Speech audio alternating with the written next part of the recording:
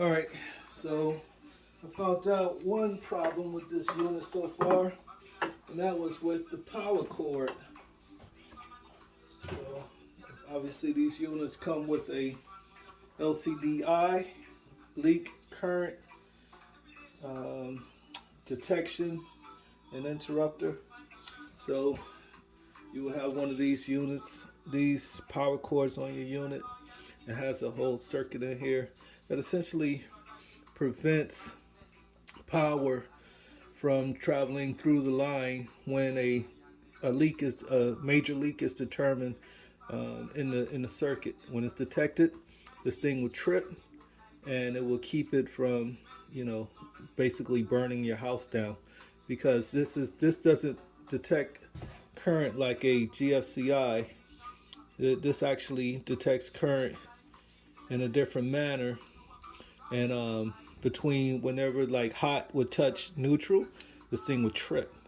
Okay, so it prevent arc faults. All right. So anyway, I had to cut this bad boy off because it wasn't working. Whether or not it tripped before, I don't know.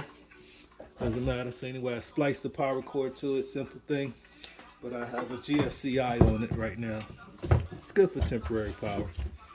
And then it's also hooked up to a GFCI outlet. So I'm sure nothing will happen. Nothing bad.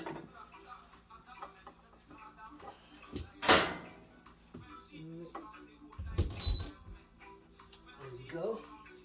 So you heard the beep. Now let's give this thing some power. And I'm just testing one thing at a time. So let's see if the control board powers up. What's up with my control board? There it is. Whoa, and the unit even works. Amazing. Let me see if this compressor is working. Yep, the compressor works and all. And turn this thing off.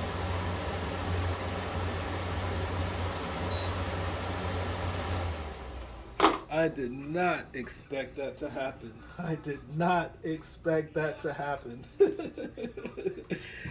That's the first time me checking, seeing if this thing would come on actually. So even, it just goes to show, hats off to GE and the manufacturing skills in China. All the stuff is made in China. This thing was out on the porch for God knows how long. This unit is what 11 years old. It was manufactured in April of 2011, so it's almost 11 years old.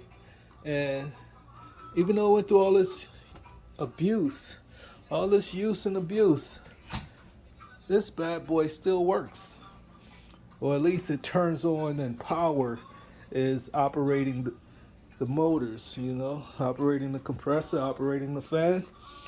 And we'll just give it a quick test and see, run it a little bit and see whether or not this thing actually this coil gets cold. I would imagine it is. It's a thermodynamic process.